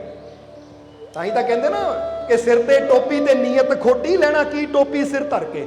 ਇਹ ਟੋਪੀਆਂ ਰੱਖਣ ਨਾਲ ਜਾਂ ਸਿਰ ਦੇ ਉੱਪਰ ਅਲੱਗ-ਅਲੱਗ ਤਰ੍ਹਾਂ ਦੇ ਪਹਿਰਾਵੇ ਪਾਉਣ ਨਾਲ, ਮੱਥੇ ਤਿਲਕ ਲਾਉਣ ਨਾਲ ਰੱਬ ਨਹੀਂ ਮਿਲਦਾ। ਇਹ ਤਾਂ ਨੀਅਤ ਸਾਫ਼ ਕਰਨੀ ਪੈਂਦੀ ਹੈ, ਆਪਣੇ ਮਨ ਨੂੰ ਸਾਫ਼ ਕਰਨਾ ਪੈਂਦਾ ਹੈ, ਆਪਣਾ ਦਿਲ ਸਾਫ਼ ਕਰਨਾ ਪੈਂਦਾ, ਫਿਰ ਰੱਬ ਮਿਲਦਾ। ਸਮਝਦੇ ਹੋ ਕਿ ਨਹੀਂ? ਇਹ ਤਾਂ ਕਈ ਵਾਰ ਕਈ ਤਰ੍ਹਾਂ ਦੇ ਸਵਾਲ ਆ ਜਾਂਦੇ ਕਿ ਮਾਲਕੋ ਪਟਕਾ ਬੰਨਣ ਨਾਲ ਰੱਬ ਮਿਲਦਾ ਹੈ, ਪਗੜੀ ਬੰਨਣ ਨਾਲ ਮਿਲਦਾ ਹੈ, ਰੁਮਾਲ ਬੰਨਣ ਨਾਲ ਮਿਲਦਾ ਹੈ, ਟੋਪੀ ਲਾਉਣ ਨਾਲ ਰੱਬ ਮਿਲਦਾ। ਇਹ ਕਮਾਲ ਦੀ ਗੱਲ ਹੈ। ਰੱਬ ਨੂੰ ਟੋਪੀਆਂ, ਰੁਮਾਲਾਂ, ਪਗੜੀਆਂ ਨਾਲ ਨਹੀਂ, ਰੱਬ ਨੂੰ ਤੇਰੀ ਨੀਅਤ ਨਾਲ ਮਤਲਬ ਹੈ। ਤੇਰੀ ਨੀਅਤ ਸਾਫ਼ ਹੋਣੀ ਚਾਹੀਦੀ ਹੈ, ਤੇਰਾ ਮਨ ਨਿਰਮਲ ਹੋਣਾ ਚਾਹੀਦਾ ਹੈ। ਜੇ ਮਨ ਅੰਦਰ ਹੀ ਤੂੰ ਬੁਰਾਈ ਲੈ ਕੇ ਬੈਠਾ ਹੈ, ਮਨ ਅੰਦਰ ਹੀ ਨਫ਼ਰਤ ਲੈ ਕੇ ਬੈਠਾ ਹੈ, ਤਾਂ ਬਾਹਰੋਂ ਭੇਸ਼ ਜੋ ਮਰਜ਼ੀ ਬਣਾਈ ਜਾ, ਰੱਬ ਨਹੀਂ ਮਿਲਣਾ ਤੈਨੂੰ। ਕਿਉਂਕਿ ਰੱਬ ਨੂੰ ਤੇਰੇ ਭੇਸ਼ਾਂ ਨਾਲ, ਪਹਿਰਾਵਿਆਂ ਨਾਲ ਮਤਲਬ ਨਹੀਂ ਹੈ, ਉਹਨੂੰ ਤੇਰੇ ਹਿਰਦੇ ਦੀ, ਤੇਰੇ ਮਨ ਦੀ ਸਫਾਈ ਨਾਲ ਮਤਲਬ ਹੈ। ਇਸ ਲਈ ਚੈੱਕ ਕਰੋ ਕਿ ਮੇਰੇ ਅੰਦਰ ਨੈਗੇਟਿਵਿਟੀ ਰੂਪੀਆਂ ਕਿੰਨੀਆਂ ਮੱਖੀਆਂ ਬੈਠੀਆਂ। ਨੈਗੇਟਿਵਿਟੀ ਮਤਲਬ ਬੁਰਾਈਆਂ ਰੂਪੀ, ਇਹ ਬੁਰੀ ਸੋਚ ਰੂਪੀ ਜਿਹੜੀਆਂ ਮੱਖੀਆਂ ਹੈ ਨਾ, ਇਹਨਾਂ ਨੂੰ ਅੱਜ ਤੋਂ ਹੀ ਉਡਾਉਣਾ ਸ਼ੁਰੂ ਕਰੋ, ਨਹੀਂ ਤਾਂ ਉਹ ਪ੍ਰਭੂ ਰੂਪੀ ਗੁੜ ਕਦੀ ਤੁਹਾਡੇ ਹੱਥ ਆਏਗਾ ਹੀ ਨਹੀਂ। ਕਦੀ ਉਸ ਮਿਠਾਸ ਤੱਕ ਤੁਸੀਂ ਪਹੁੰਚੋ ਹੀ ਨਹੀਂ ਜਿਹਦੇ ਬਾਰੇ ਬਾਬਾ ਫਰੀਦ ਨੇ ਗੱਲ ਕੀਤੀ। ਕਿਉਂਕਿ ਫਰੀਦ ਸਾਹਿਬ ਕਹਿੰਦੇ ਉਹ ਇੰਨਾ ਮਿੱਠਾ ਹੈ ਮੇਰਾ ਰੱਬ ਕਿ ਸ਼ੱਕਰ ਖੰਡ ਨਵਾਤ ਗੁੜ, ਮਾਖਿਓ ਮਾਝਾ ਦੁੱਧ, ਸਭੇ ਵਸਤਾਂ ਮਿੱਠੀਆਂ ਪਰ ਰੱਬ ਨਾ ਪੁੱਜਣ ਦੁੱਧ। ਉਹ ਕਹਿੰਦੇ ਇੰਨੀ ਮਿਠਾਸ ਹੈ ਮੇਰੇ ਪ੍ਰਭੂ ਦੇ ਅੰਦਰ, ਉਹ ਮੇਰੇ ਮਾਲਿਕ ਦੇ ਅੰਦਰ, ਮੇਰੇ ਪ੍ਰਮਾਤਮਾ ਦੇ ਅੰਦਰ, ਕਿ ਗੁੜ ਖਾ ਲਓ, ਸ਼ੱਕਰ ਖਾ ਲਓ, ਸ਼ਹਿਦ ਖਾ ਲਓ, ਮਿਸਰੀ ਖਾ ਲਓ, ਤੁਸੀਂ ਦੁਨੀਆ ਦੀ ਹਰ ਮਿੱਠੀ ਚੀਜ਼ ਖਾ ਲਓ, ਪਰ ਉਹਦੀ ਮਿਠਾਸ ਤੱਕ ਨਹੀਂ ਕੋਈ ਵੀ ਚੀਜ਼ ਪਹੁੰਚ ਸਕਦੀ। ਕਿਉਂਕਿ ਉਹ ਇੰਨਾ ਮਿੱਠਾ ਹੈ ਕਿ ਇਹਨਾਂ ਚੀਜ਼ਾਂ ਅੰਦਰ ਮਿਠਾਸ ਵੀ ਉਤੋਂ ਹੀ ਪਈ ਹੈ। ਕਈ ਵਾਰੀ ਦੱਸੇ ਨਾ, ਗੰਨੇ ਅੰਦਰ ਰਸ ਕੌਣ ਪੈਦਾ ਕਰਦਾ ਹੈ? ਕੌਣ ਹੈ? ਜੋ ਜ਼ਮੀਨ ਵਿੱਚ ਗੱਡਿਆ ਹੋਇਆ ਗੰਨਾ, ਉਹਦੇ ਅੰਦਰ ਰਸ ਪੈਦਾ ਕਰਦਾ ਕੌਣ ਹੈ? ਬੰਦਾ ਕਰਦਾ ਹੈ? ਨਹੀਂ, ਇਹ ਉਹ ਕੁਦਰਤ, ਉਹ ਰਹਿਮਤ ਹੈ ਉਹਦੀ। ਇੱਕ ਫਲ ਦੇ ਅੰਦਰ ਰਸ ਕਿੱਥੋਂ ਆਉਂਦਾ ਹੈ? ਕਦੀ ਔਰੰਜ ਦੇਖੋ ਕਿੱਦਾਂ ਬਾਹਰੋਂ ਪੈਕ ਹੈ, ਜਦੋਂ ਖੋਲਦੇ ਆ ਤਾਂ ਕਿੱਦਾਂ ਕੱਲੀ ਕੱਲੀ ਗਤਲੀ ਨਿਕਲਦੀ, ਜਿੱਦਾਂ ਕਿਸੇ ਨੇ ਕਿੱਦਾਂ ਘੜ ਕੇ ਫਿੱਟ ਕੀਤੀ ਹੁੰਦੀ ਹੈ। ਸਮਝਦੇ ਹੋ ਕਿ ਨਹੀਂ? ਕਿੱਦਾਂ ਪੇੜ ਦੇ ਉੱਤੇ ਉਹ ਇੰਨੀ ਵਧੀਆ ਪੈਕਿੰਗ ਹੈ ਕਿ ਬੰਦਾ ਵੀ ਉਨੀ ਵਧੀਆ ਪੈਕਿੰਗ ਨਹੀਂ ਕਰ ਸਕਦਾ। ਬੰਦੇ ਨੇ ਵੀ ਡੱਬੇ 'ਚ ਕੁਝ ਪੈਕ ਕਰਨਾ ਹੋਵੇ ਨਾ, ਤਾਂ ਟੇਢਾ ਮੇਢਾ ਇੱਧਰ ਉੱਧਰ ਹੋ ਜਾਂਦਾ ਹੈ, ਪਰ ਉਹ ਸੰਗਤਰੇ ਦੀਆਂ ਗਤਲੀਆਂ, ਤਾਂ ਉਹ ਤੋਂ ਵੀ ਬੜੀ ਹੈਰਾਨੀ ਦੀ ਗੱਲ ਹੈ, ਅਨਾਰ ਦੇ ਦਾਣੇ, ਲਾਲ ਅਨਾਰ ਕਦੀ ਖੋਲੋ, ਕੱਲਾ ਕੱਲਾ ਦਾਣਾ ਕਿੱਦਾਂ ਫਿੱਟ ਕੀਤਾ ਹੋਇਆ ਹੈ ਕੁਦਰਤ ਨੇ, ਕਿ ਪੇੜ ਤੇ ਲੱਗਾ ਹੈ। ਉਹ ਕਿਹੜਾ ਕਾਰੀਗਰ ਅੰਦਰ ਬੈਠਾ, ਇੱਦਾਂ ਇੱਦਾਂ ਕੱਲੇ ਕੱਲੇ ਦਾਣੇ ਨੂੰ ਫਿੱਟ ਵੀ ਕਰ ਰਿਹਾ, ਰੰਗ ਵੀ ਭਰ ਰਿਹਾ, ਮਿਠਾਸ ਵੀ ਭਰ ਰਿਹਾ ਹੈ। ਤਾਂ ਉਹਦੇ ਲਾਗੇ ਰਹਿਣ ਵਾਲਾ ਉਹ ਬਾਗ ਦਾ ਮਾਲੀ, ਉਹਨੂੰ ਪਤਾ ਵੀ ਨਹੀਂ ਅੰਦਰ ਕੀ ਚੱਲ ਰਿਹਾ। ਪਤਾ ਹੁਣ ਤੁਸੀਂ ਘਰ 'ਚ ਇੱਕ ਅੰਬ ਦਾ ਬੂਟਾ ਲਾ ਦਿਓ, ਲਾ ਦਿੱਤਾ, ਸੀਜ਼ਨ ਆਉਂਦਾ ਹੈ ਉੱਤੇ ਅੰਬ ਲੱਗਦੇ ਹੈ, ਤੁਹਾਡਾ ਕੋਈ ਰੋਲ ਨਹੀਂ ਹੈ। ਤੁਸੀਂ ਤਾਂ ਆਪਣੇ ਕੰਮ ਤੇ ਜਾਂਦੇ ਹੋ, ਜਦੋਂ ਲੱਗ ਜਾਂਦਾ ਤੁਸੀਂ ਕਹਿੰਦੇ ਅੰਬ ਲੱਗ ਗਿਆ, ਚਲੋ ਤੋੜ ਕੇ ਖਾਈਏ। ਤੁਹਾਨੂੰ ਪਤਾ ਵੀ ਨਹੀਂ ਹੈ ਕਿ ਕਿੰਨੇ ਅੰਬ ਲੱਗੇ, ਕਿੱਦਾਂ ਉਹਦੇ 'ਚ ਰਸ ਆਇਆ, ਕਿੱਦਾਂ ਗੁਥਲੀ ਪੈਦਾ ਹੋਈ, ਕਿੱਦਾਂ ਉਹਦੇ 'ਚ ਮਿਠਾਸ ਪੈਦਾ ਹੋਈ। ਤੁਸੀਂ ਤਾਂ ਆਪਣੇ ਕੰਮ 'ਚ ਬਿਜ਼ੀ ਹੋ, ਸੌਣ 'ਚ, ਖਾਣ ਪੀਣ 'ਚ, ਕੰਮ ਧੰਦੇ 'ਚ, ਜਾਂ ਆਪਣੇ ਹੋਰ ਜੋ ਵੀ ਕਰਮ ਅਸੀਂ ਕਰਦੇ ਹਾਂ। ਪਰ ਦੇਖੋ ਕੁਦਰਤ ਇਹਨੂੰ ਹੀ ਕਹਿੰਦੇ ਹੈ ਕਿ ਜਿਹੜਾ ਫਲਾਂ ਦੇ ਅੰਦਰ ਮਿਠਾਸ ਪੈਦਾ ਕਰਨ ਵਾਲਾ ਇੰਨੀ ਸੋਹਣੀ ਪੈਕਿੰਗ ਕਰ ਦਿੰਦਾ ਹੈ, ਉਹ ਆਪ ਕਿੰਨਾ ਮਿੱਠਾ ਹੋਏਗਾ। ਸੋ ਬਾਬਾ ਫਰੀਦ ਕਹਿੰਦੇ ਉਹਦੀ ਮਿਠਾਸ ਤੱਕ ਤਾਂ ਕੋਈ ਚੀਜ਼, ਨਾ ਸ਼ੱਕਰ, ਨਾ ਖੰਡ, ਨਾ ਗੁੜ ਪਹੁੰਚ ਨਹੀਂ ਸਕਦੀ। ਇੱਥੇ ਵੀ ਜੇ ਅਸੀਂ ਗੁੜ ਕਿਹਾ ਤਾਂ ਮਿਸਾਲ ਦੇਣੀ ਪਈ ਸਾਨੂੰ, ਕਿ ਜਿੱਦਾਂ ਗੁੜ ਉੱਪਰ ਮੱਖੀ ਬਹਿ ਜਾਵੇ ਤਾਂ ਅਸੀਂ ਉਹ ਗੁੜ ਨੂੰ ਪਹਿਚਾਣ ਨਹੀਂ ਪਾਉਂਦੇ, ਦੇਖ ਨਹੀਂ ਪਾਉਂਦੇ, ਉਡਾਣੀਆਂ ਪੈਂਦੀਆਂ ਹੈ। ਉਹ ਪ੍ਰਮਾਤਮਾ ਰੂਪੀ ਮਿਠਾਸ ਵੀ ਸਾਡੇ ਅੰਦਰ ਹੀ ਹੈ, ਉਹ ਗੁੜ ਦੀ ਡਲੀ ਪ੍ਰਮਾਤਮਾ ਸਾਡੇ ਅੰਦਰ ਹੀ ਹੈ। ਪਰ ਸਾਡੇ ਅੰਦਰ ਬੁਰਾਈਆਂ ਦੀਆਂ ਇੰਨੀਆਂ ਮੱਖੀਆਂ ਇਕੱਠੀਆਂ ਹੋਈਆਂ ਆ ਕਿ ਉਹਨਾਂ ਦੀ ਭਿੰਨ ਭਿਨਾਹਟ ਇੰਨੀ ਹੈ ਕਿ ਅਸੀਂ ਆਪਣੇ ਪ੍ਰਭੂ ਨੂੰ ਦੇਖ ਹੀ ਨਹੀਂ ਪਾਉਂਦੇ, ਉਹਦੀ ਆਵਾਜ਼ ਨੂੰ ਸੁਣ ਹੀ ਨਹੀਂ ਪਾਉਂਦੇ। ਕਈ ਜਗ੍ਹਾ ਮੱਖੀਆਂ ਜ਼ਿਆਦਾ ਹੋਣ ਤਾਂ ਕਿੱਦਾਂ ਭੀਂ ਭੀਂ ਦੀ ਆਵਾਜ਼ ਆਉਂਦੀ ਹੈ, ਹੁੰਦੀ ਹੈ ਕਿ ਨਹੀਂ? ਤਾਂ ਜਦੋਂ ਉਹ ਮੱਖੀਆਂ ਉੜਦੀਆਂ ਹੈ ਤਾਂ ਫਿਰ ਸਾਨੂੰ ਪਤਾ ਲੱਗਦਾ ਹੈ ਕਿ ਜਿਹੜੀ ਉਹ ਰੱਬ ਦੀ ਮਿਠਾਸ ਮੈਂ ਬਾਹਰ ਲੱਭ ਰਿਹਾ ਸੀ, ਉਹ ਤਾਂ ਮੇਰੇ ਅੰਦਰ ਹੀ ਸੀ। ਬਸ ਲੋੜ ਤਾਂ ਮੈਨੂੰ ਆਪਣੀਆਂ ਬੁਰਾਈਆਂ ਰੂਪੀ ਮੱਖੀਆਂ ਉਡਾਉਣ ਦੀ ਹੈ, ਆਪਣੀਆਂ ਬੁਰਾਈਆਂ ਨੂੰ ਛੱਡਣ ਦੀ ਹੈ। ਅੱਜ ਇਨਸਾਨ ਕਹਿੰਦਾ ਮੈਨੂੰ ਰੱਬ ਨਾ ਮਿਲਾਓ, ਪਰਮਾਤਮਾ ਨਾ ਮਿਲਾਓ। ਅਸੀਂ ਕਵਾਂਗੇ ਉਹਨੂੰ ਮਿਲਾਈਏ ਤਾਂ ਜੇ ਉਹ ਕਿਤੇ ਦੂਰ ਹੋਵੇ, ਉਹ ਤਾਂ ਤੇਰੇ ਅੰਦਰ ਹੀ ਆ। ਬਸ ਤੂੰ ਆਪਣੀਆਂ ਬੁਰਾਈਆਂ ਨੂੰ, ਆਪਣੇ ਵਿਕਾਰਾਂ ਨੂੰ ਛੱਡਣਾ ਸ਼ੁਰੂ ਕਰ ਦੇ। ਚੈੱਕ ਕਰ, ਮੇਰੇ ਅੰਦਰ ਨਫ਼ਰਤ ਹੈ ਤਾਂ ਨਫ਼ਰਤ ਨੂੰ ਛੱਡ ਦੇ। ਮੇਰੇ ਅੰਦਰ ਨਿੰਦਿਆ ਦੀ ਆਦਤ ਹੈ, ਨਿੰਦਿਆ ਦੀ ਆਦਤ ਨੂੰ ਛੱਡ ਦੇ। ਮੇਰੇ ਅੰਦਰ ਹਸਦ ਹੈ, ਜਲਨ ਹੈ, ਜੈਲਸ ਹੈ, ਉਹ ਜੈਲਸ ਕਰਨ ਦੀ, ਉਹ ਜਲਨ ਦੀ ਆਦਤ ਨੂੰ ਛੱਡ ਦੇ। ਕਿਸੇ ਨੂੰ ਤਰੱਕੀ ਕਰਦਾ ਦੇਖ ਕੇ ਮੈਨੂੰ ਗੁੱਸਾ ਆਉਂਦਾ ਤਾਂ ਗੁੱਸਾ ਕਰਨ ਦੀ ਆਦਤ ਛੱਡ ਦੇ। ਇਹ ਤੇਰੀਆਂ ਆਦਤਾਂ ਹੀ ਉੱਤੇ ਪਰਦਾ ਬਣ ਕੇ ਬੈਠੀਆਂ। ਜਿੱਦਾਂ ਸੋਨੇ ਦੇ ਘਰ ਦੇ ਉੱਪਰ ਉਹ ਕਲਰ, ਉਹ ਰੰਗ ਪਰਦਾ ਬਣ ਕੇ ਬੈਠਾ ਸੀ ਤਾਂ ਪਤਾ ਹੀ ਨਹੀਂ ਲੱਗਾ ਕਿ ਸੋਨਾ ਹੈ। ਏਦਾਂ ਹੀ ਤੂੰ ਵੀ ਇਹ ਜਿਹੜੀ ਬੁਰਾਈਆਂ ਦੀ ਪਰਤ ਤੇਰੇ ਅੰਦਰ ਚੜੀ ਹੋਈ ਹੈ, ਇੱਕ ਇੱਕ ਪਰਤ ਹਟਾਉਂਦਾ ਚਲਾ ਜਾ ਤਾਂ ਫਿਰ ਤੈਨੂੰ ਪਤਾ ਲੱਗਣਾ ਕਿ ਸੋਨੇ ਰੂਪੀ ਪ੍ਰਮਾਤਮਾ ਉਹ ਤਾਂ ਤੇਰੇ ਕੋਲ ਹੀ ਹੈ। ਉੱਥੇ ਤਾਂ ਤੂੰ ਰਹਿੰਦਾ ਹੈ, ਉਹਦੇ ਘਰ 'ਚ ਤਾਂ ਘੁੰਮਦਾ ਹੈ। ਇਸ ਲਈ ਇੱਕ ਗੱਲ ਕਵਾਂਗੇ, ਇਹ ਪੁਆਇੰਟ ਨੋਟ ਕਰ ਲੈਣਾ ਕਿ ਰੱਬ ਨੂੰ ਪਾਉਣ ਦੀ ਕੋਸ਼ਿਸ਼ ਨਾ ਕਰੋ, ਆਪਣੀਆਂ ਬੁਰਾਈਆਂ ਨੂੰ ਦੂਰ ਕਰਨ ਦੀ ਕੋਸ਼ਿਸ਼ ਕਰੋ। ਇਹ ਪੁਆਇੰਟ ਲਿਖ ਲਿਓ ਤੁਸੀਂ। ਅੱਜ ਬੰਦਾ ਕੀ ਕਰਦਾ ਹੈ? ਰੱਬ ਨੂੰ ਪਾਉਣ ਦੀ ਕੋਸ਼ਿਸ਼ ਕਰਦਾ, ਮੈਨੂੰ ਰੱਬ ਚਾਹੀਦਾ ਹੈ। ਆਪਣੀਆਂ ਬੁਰਾਈਆਂ ਨੂੰ ਦੂਰ ਕਰਨ ਦੀ ਬੰਦਾ ਕੋਸ਼ਿਸ਼ ਨਹੀਂ ਕਰਦਾ, ਤਾਂ ਹੀ ਤਾਂ ਰੱਬ ਮਿਲਦਾ ਨਹੀਂ। ਇਸ ਲਈ ਹੁਣ ਧਿਆਨ ਰੱਬ ਦੀ ਤਰਫੋਂ ਹਟਾ ਕੇ ਆਪਣੀ ਤਰਫ ਲਿਆਓ ਕਿ ਮੈਂ ਚੈੱਕ ਕਰਾਂ ਕਿ ਮੇਰੇ ਅੰਦਰ ਕੋਈ ਬੁਰਾਈ ਹੈ, ਮੇਰੇ ਅੰਦਰ ਕੋਈ ਬੁਰੀ ਆਦਤ ਹੈ। ਤਾਂ ਬਸ ਮੈਂ ਆਪਣੀਆਂ ਬੁਰੀਆਂ ਆਦਤਾਂ ਛੱਡਣੀਆਂ ਹੈ, ਬੁਰਾਈ ਨੂੰ ਛੱਡਣਾ ਹੈ। ਜਦੋਂ ਬੁਰਾਈ ਚਲੀ ਗਈ ਤਾਂ ਫਿਰ ਤਾਂ ਉਹੀ ਹੈ, ਉਸ ਤੋਂ ਸਿਵਾ ਹੈ ਹੀ ਕੋਈ ਨਹੀਂ। ਕਿਉਂਕਿ ਰੱਬ ਨੂੰ ਪਾਣ ਤਾਂ ਨਿਕਲੀਏ ਜੇ ਉਹ ਹਰ ਜਗ੍ਹਾ ਨਾ ਹੋਵੇ, ਜੇ ਇੱਕੋ ਜਗ੍ਹਾ ਕਿਤੇ ਹੋਵੇ। ਹੁਣ ਬੰਦੇ ਨੇ ਕਹਿਣਾ ਨਾ ਕਿ ਮੈਂ ਤਾਜ ਮਹਿਲ ਦੇਖਣਾ ਹੈ, ਕਿਉਂਕਿ ਪਤਾ ਤਾਜ ਮਹਿਲ ਸਿਰਫ ਆਗਰੇ 'ਚ ਹੀ ਹੈ, ਉੱਥੇ ਜਾ ਕੇ ਹੀ ਦੇਖਿਆ ਜਾ ਸਕਦਾ। ਤਾਂ ਜੇ ਪੂਰਾ ਦੇਸ਼ ਹੀ ਤਾਜ ਮਹਿਲ ਹੋਵੇ, ਬੰਦਾ ਉਹਦੇ 'ਚ ਰਹਿੰਦਾ ਹੋਵੇ, ਤਾਂ ਫਿਰ ਬੰਦੇ ਨੇ ਕਹਿਣਾ ਮੈਂ ਤਾਜ ਮਹਿਲ ਦੇਖਣਾ। ਉਹਨਾਂ ਕਹਿਣਾ ਭਾਈ ਤਾਜ ਮਹਿਲ 'ਚ ਤਾਂ ਮੈਂ ਰਹਿੰਦਾ ਹਾਂ, ਕਿਉਂਕਿ ਪੂਰਾ ਭਾਰਤ ਹੀ ਤਾਜ ਮਹਿਲ ਹੈ, ਉੱਥੇ ਤਾਂ ਮੈਂ ਰਹਿੰਦਾ। ਹੁਣ ਤਾਜ ਮਹਿਲ ਤਾਂ ਮੈਂ ਦੇਖ ਹੀ ਰਿਹਾ, ਬਸ ਅੱਖਾਂ ਖੁੱਲੀਆਂ ਹੋਣੀਆਂ ਚਾਹੀਦੀਆਂ। ਇੱਦਾਂ ਸਮਝੋ ਕਿ ਮੈਂ ਰੱਬ ਨੂੰ ਕਿੱਥੇ ਦੇਖਣਾ ਹੈ। ਆ ਜਿੱਥੇ ਮੈਂ ਰਹਿ ਰਿਹਾ, ਜਿੱਥੇ ਵਸ ਰਿਹਾ, ਅੰਦਰ ਬਾਹਰ ਉਹੀ ਤਾਂ ਹੈ। ਅੰਦਰ ਤੂੰ ਤੇ ਬਾਹਰ ਤੂੰ, ਰੋਮ ਰੋਮ ਵਿੱਚ ਤੂੰ, ਕਹੇ ਹੁਸੈਨ ਫਕੀਰ ਸਾਈਂ ਦਾ ਮੈਂ ਨਹੀਂ ਬਸ ਤੂੰ, ਉਹੀ ਤਾਂ ਹੈ। ਸਮਝ ਆ ਰਹੀ ਹੈ ਕਿ ਨਹੀਂ? ਇਸ ਲਈ ਰੱਬ ਨੂੰ ਤਲਾਸ਼ ਕਰਨ ਜਾਵਾਂਗੇ ਤਾਂ ਰੱਬ ਕਦੀ ਨਹੀਂ ਮਿਲੇਗਾ। ਪਰ ਜਦੋਂ ਧਿਆਨ ਆਪਣੇ ਵੱਲ ਲਿਆਵਾਂਗੇ, ਉਹਦੀਆਂ ਰਹਿਮਤਾਂ ਨੂੰ ਹਾਸਲ ਕਰਨ ਵਾਸਤੇ, ਖੁਸ਼ੀਆਂ ਨੂੰ ਹਾਸਲ ਕਰਨ ਵਾਸਤੇ ਧਿਆਨ ਆਪਣੇ ਵੱਲ ਲਿਆਉਣਾ ਪੈਣਾ ਹੈ ਕਿ ਮੈਂ ਆਪਣੀਆਂ ਕਮੀਆਂ ਨੂੰ ਦੂਰ ਕਰਾਂ, ਆਪਣੀਆਂ ਅੰਦਰਲੀਆਂ ਬੁਰਾਈਆਂ ਨੂੰ ਦੂਰ ਕਰਾਂ। ਕਿਉਂਕਿ ਜਦੋਂ ਮੇਰੀਆਂ ਬੁਰਾਈਆਂ ਦੂਰ ਹੋ ਗਈਆਂ, ਜਦੋਂ ਮੇਰੇ ਉੱਤੋਂ ਬੁਰਾਈਆਂ ਦੀ ਪਰਤ ਹਟ ਗਈ, ਇਹ ਬੁਰਾਈਆਂ ਦੀਆਂ ਮੱਖੀਆਂ ਉੱਡ ਗਈਆਂ, ਤਾਂ ਫਿਰ ਤਾਂ ਰੱਬ ਅੰਦਰੋਂ ਹੀ ਮਿਲ ਜਾਏਗਾ। ਸਮਝਦੇ ਹੋ ਕਿ ਨਹੀਂ? ਕਿਉਂਕਿ ਇਹ ਦਿਲ ਰੱਬ ਸੱਚੇ ਦਾ ਹੁਜ਼ਰਾ, ਵਿੱਚ ਪਾ ਫਕੀਰਾ ਝਾਤੀ ਹੂ। ਦੇਖੋ ਸੁਲਤਾਨ ਬਾਹੂ ਵੀ ਇਹੀ ਇਸ਼ਾਰਾ ਕਰ ਰਹੇ ਹੈ, ਉਹ ਰੱਬ ਦੀ ਝਾਤੀ ਪਾਣੀ ਹੈ ਤਾਂ ਕਿਤੇ ਬਾਹਰ ਨਹੀਂ ਮਿਲਣੀ ਕਿ ਆਸਮਾਨਾਂ ਤੇ ਮਿਲਣੀ ਹੈ। ਜੇ ਉਹਦੀ ਝਾਤੀ ਦਾ ਮਤਲਬ ਉਹਨੂੰ ਦੇਖਣਾ ਹੈ। ਜਿਹੜਾ ਬੰਦਾ ਨਾ ਝਾਤੀ, ਛੋਟੇ ਛੋਟੇ ਬੱਚੇ ਕਰ ਦਿੰਦੇ ਕਈ ਵਾਰ, ਤੁਹਾਡੇ ਨਾਲ ਕੀਤਾ ਕਿ ਨਹੀਂ ਬੱਚਿਆਂ ਨੇ? ਕਈ ਵਾਰ ਬੱਚਾ ਲੁਕ ਜਾਂਦਾ, ਫਿਰ ਕਹਿੰਦੇ ਝਾਤੀ, ਉਹ ਕਹਿੰਦੇ ਉਹਨੂੰ ਕਹਿੰਦੇ ਦੇਖਣਾ, ਪਰਦੇ ਨਾਲ ਦੇਖਣਾ। ਉਹ ਕਹਿੰਦੇ ਤੇਰੇ ਦਿਲ ਦੇ ਵਿੱਚ ਹੀ ਉਹ ਰੱਬ ਦਾ ਹੁਜ਼ਰਾ ਹੈ, ਤੇਰੇ ਦਿਲ 'ਚ ਹੀ ਉਹ ਸੱਚਾ ਰੱਬ ਰਹਿੰਦਾ। ਤੂੰ ਹੀ ਝਾਤੀ ਨਹੀਂ ਪਾਉਂਦਾ ਉੱਧਰ, ਤੂੰ ਹੀ ਨਹੀਂ ਦੇਖਦਾ ਉੱਧਰ, ਤੂੰ ਹੀ ਬਾਹਰ ਲੱਭ ਰਿਹਾ ਹੈ। ਪਰ ਜਿੱਦਾਂ ਦੱਸਿਆ ਕਿ ਜੇ ਇਨਸਾਨ ਦੇਖੇ ਵੀ ਤਾਂ ਨਜ਼ਰ ਕਿਉਂ ਨਹੀਂ ਆਉਂਦਾ? ਕਿਉਂਕਿ ਬੰਦੇ ਨੂੰ ਅੰਦਰੋਂ ਬੁਰਾਈਆਂ ਤਾਂ ਨਜ਼ਰ ਆਉਂਦੀਆਂ। ਹੁਣ ਕਈ ਵਾਰ ਇਨਸਾਨ ਕਹਿੰਦਾ ਜਦੋਂ ਸਿਮਰਨ ਤੇ ਬੈਠਦੇ ਤਾਂ ਅੰਦਰ ਬੁਰੇ ਖਿਆਲ ਆਉਂਦੇ ਹੈ, ਤਾਂ ਯਾਦ ਰੱਖੋ ਜੇ ਬੁਰੇ ਖਿਆਲ ਅੰਦਰ ਹੈ ਤਾਂ ਪਹਿਲਾਂ ਉਹੀ ਨਜ਼ਰ ਆਣੇ ਹੈ। ਕਿਉਂਕਿ ਜਦੋਂ ਕਮਰੇ 'ਚ ਜਾਣਾ ਪਹਿਲਾਂ ਉਹੀ ਚੀਜ਼ ਨਜ਼ਰ ਆਣੀ, ਫਿਰ ਹੌਲੀ ਹੌਲੀ ਉਹਦੀ ਸਫਾਈ ਕਰਨੀ ਹੈ। ਯਾਨੀ ਜਿੱਦਾਂ ਜਿੱਦਾਂ ਹੀ ਸਿਮਰਨ ਕਰਦੇ ਆ, ਮਨ ਨੂੰ ਅੰਦਰ ਜੋੜਦੇ ਆ, ਉਦਾਂ ਉਦਾਂ ਸਾਡੇ ਵਿਚਾਰ ਹੌਲੀ ਹੌਲੀ ਖਤਮ ਹੋਣੇ ਸ਼ੁਰੂ ਹੋ ਜਾਂਦੇ ਆ। ਔਰ ਫਿਰ ਇੱਕ ਟਾਈਮ ਆਉਂਦਾ ਜਦੋਂ ਇਨਸਾਨ ਦਾ ਮਨ ਸ਼ਾਂਤ ਔਰ ਸਥਿਰ ਹੋ ਜਾਂਦਾ ਹੈ। ਪਰ ਉਹਦੇ ਵਾਸਤੇ ਮਨ ਸ਼ਾਂਤ ਸਥਿਰ ਕਦੋਂ ਹੋਣਾ ਹੈ, ਇਹ ਗੱਲ ਯਾਦ ਰੱਖੋ ਕਿ ਤੁਸੀਂ ਕਿਸੇ ਨਾਲ ਲੜ ਕੇ ਆਏ ਹੋ, ਕਿਸੇ ਨਾਲ ਬੁਰਾ ਕਰਕੇ ਆਏ ਹੋ, ਘਰ ਆ ਕੇ ਸਿਮਰਨ ਤੇ ਬਹਿ ਗਏ ਤਾਂ ਮਨ ਕਦੀ ਸ਼ਾਂਤ ਨਹੀਂ ਹੋਏਗਾ। ਕਿਉਂਕਿ ਤੁਹਾਨੂੰ ਪਤਾ ਮੈਂ ਕੁਝ ਬੁਰਾ ਕਰਕੇ ਆਇਆ ਹੈ, ਉਹ ਬੁਰੀ ਵਾਈਬ੍ਰੇਸ਼ਨ ਨੇ ਤੁਹਾਨੂੰ ਸ਼ਾਂਤ ਨਹੀਂ ਹੋਣ ਦੇਣਾ।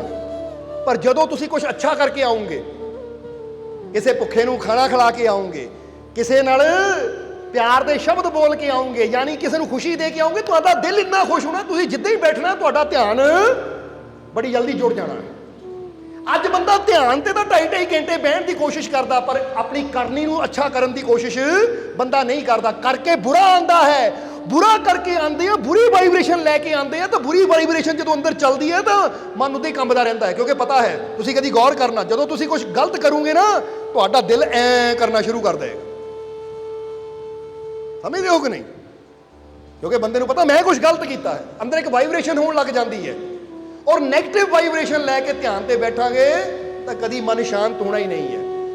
ਪਰ ਜਦੋਂ ਤੁਸੀਂ ਕੁਝ ਅੱਛਾ ਕਰਦੇ ਹੋ, ਅੱਛੇ ਬੋਲ ਬੋਲਦੇ ਹੋ, ਤਾਂ ਫਿਰ ਤੁਸੀਂ ਦੇਖੋਗੇ ਕਿ ਅੱਛਾ ਕਰਨ ਦੇ ਨਾਲ, ਅੱਛਾ ਬੋਲਣ ਦੇ ਨਾਲ ਜਿਹੜਾ ਤੁਹਾਡੀ ਰੂਹ ਨੂੰ ਲੱਗੇ ਨਾ ਮੈਂ ਕੁਝ ਅੱਛਾ ਕੀਤਾ ਹੈ, ਤਾਂ ਤੁਹਾਡੇ ਅੰਦਰ ਇੰਨੀ ਸ਼ਾਂਤੀ ਹੋਏਗੀ ਕਿ ਉਹ ਖੁਸ਼ੀ ਇੰਨੀ ਹੋਏਗੀ ਕਿ ਤੁਸੀਂ ਸਿਮਰਨ ਤੇ ਬੈਠੋਗੇ ਤਾਂ ਬੜੀ ਜਲਦੀ ਸੁਰਤੀ ਤੁਹਾਡੀ ਪ੍ਰਮਾਤਮਾ ਨਾਲ ਜੁੜੇਗੀ।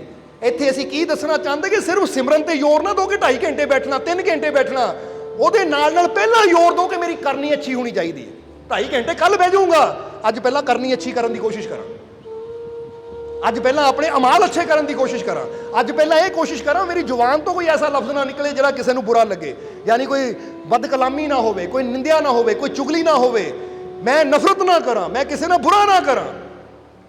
ਜਦੋਂ ਬਾਹਰੋਂ ਇਦਾਂ ਦੀ ਕਰਨੀ ਸਾਡੀ ਸਹੀ ਹੋ ਜਾਂਦੀ ਹੈ ਤਾਂ ਅੱਛੀ ਵਾਈਬ੍ਰੇਸ਼ਨ ਸਾਡੇ ਅੰਦਰ ਜਾਂਦੀ ਹੈ। ਅੱਛੀ ਵਾਈਬ੍ਰੇਸ਼ਨ ਜਾਂਦੀ ਤਾਂ ਬੈਠਦਿਆਂ ਹੀ ਮਨ ਜੁੜ ਜਾਂਦਾ ਹੈ, ਫਿਰ ਸ਼ਾਂਤੀ ਮਿਲਦੀ ਹੈ। ਅੱਜ ਇਨਸਾਨ ਬਹਿੰਦਾ ਜ਼ਰੂਰ ਹੈ ਪਰ ਕਰਨੀ ਤੇ ਜ਼ੋਰ ਨਹੀਂ ਦਿੰਦਾ। ਇਸ ਲਈ ਇਹ ਪੁਆਇੰਟ ਯਾਦ ਰੱਖਣਾ ਤੁਸੀਂ ਜੋ ਦੱਸਿਆ ਹੈ ਤੁਹਾਨੂੰ ਕਿ ਆਪਣੇ ਪਰਮਾਤਮਾ ਨੂੰ ਪਾਣਾ ਹੈ ਤਾਂ ਪਰਮਾਤਮਾ ਦੀ ਤਲਾਸ਼ ਵਿੱਚ ਨਹੀਂ ਜਾਣਾ। ਇੱਕ ਵਾਰ ਫਿਰ ਕਹਿ ਰਹੇ ਹਾਂ ਕਿ ਮੈਂ ਉਹਨੂੰ ਲੱਭਣ ਜਾਣਾ ਹੈ। ਜੇ ਪਰਮਾਤਮਾ ਨੂੰ ਪਾਣਾ ਹੈ ਤਾਂ ਰੱਬ ਨੂੰ ਤਲਾਸ਼ ਨਹੀਂ ਕਰਨਾ, ਬਲਕਿ ਆਪਣੀਆਂ ਬੁਰਾਈਆਂ ਨੂੰ ਦੂਰ ਕਰਨ ਦੀ ਕੋਸ਼ਿਸ਼ ਕਰਨੀ ਹੈ। ਸਮਝਦੇ ਹੋ ਕਿ ਨਹੀਂ? ਜਿਹਦਾ ਇੱਕ ਬੱਚੇ ਨੇ ਡਾਕਟਰ ਬਣਨਾ ਹੋਵੇ ਨਾ ਤਾਂ ਉਹਨੂੰ ਬਾਹਰ ਨਹੀਂ ਜਾਣਾ ਪੈਂਦਾ, ਆਪਣੇ ਆਪ ਤੇ ਮਿਹਨਤ ਕਰਨੀ ਪੈਂਦੀ ਹੈ, ਆਪਣਾ ਸੁਧਾਰ ਕਰਨਾ ਪੈਂਦਾ ਹੈ। ਜਿੰਨੀ ਪੜ੍ਹਾਈ ਦੀ ਲੋੜ ਹੈ ਉਨੀ ਪੜ੍ਹਾਈ ਕਰਨੀ ਪੈਂਦੀ ਹੈ, ਜਿਹੜੇ ਟੈਸਟ ਦੀ ਲੋੜ ਹੈ ਟੈਸਟ ਦੇਣਾ ਪੈਂਦਾ, ਉਹ ਸਭ ਕੁਝ ਅੰਦਰ ਚੱਲਦਾ ਹੈ।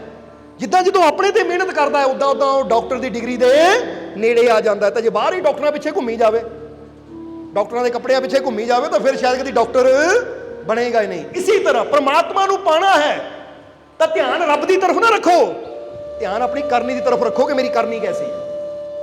ਜਦੋਂ ਮੇਰੀ ਕਰਨੀ ਪਿਓਰ ਹੋ ਗਈ, ਅੱਛੀ ਹੋ ਗਈ, ਤਾਂ ਫਿਰ ਰੱਬ ਨੂੰ ਆਣਾ ਹੀ ਪੈਣਾ ਹੈ। ਫਿਰ ਤਾਂ ਰੱਬ ਸਾਹਮਣੇ ਆਣਾ ਹੀ ਹੈ, ਕਿਉਂਕਿ ਉਹੀ ਤਾਂ ਹੈ। ਔਰ ਜਦ ਤੱਕ ਸਾਡੀ ਕਰਨੀ ਦੇ ਉੱਪਰ ਬੁਰਾਈਆਂ ਦੀ ਪਰਤ ਚੜੀ ਹੋਈ ਹੈ, ਅਸੀਂ ਲੱਖ ਕੋਸ਼ਿਸ਼ ਕਰ ਲਈਏ ਰੱਬ ਕਦੀ ਮਿਲੇਗਾ ਹੀ ਨਹੀਂ। ਹੁਣ ਇੱਧਰ ਚੌਥਾ ਨੌਜਵਾਨ ਜਦੋਂ ਬਾਹਰ ਆਇਆ हंसता होया। सब्सक्राइब कीजिए सर्व संध्या दरबार कांटिया शरीफ चैनल को और बेल आइकन दबाइए मालिक जी के लेटेस्ट सत्संग की वीडियो को सबसे पहले देखने के लिए।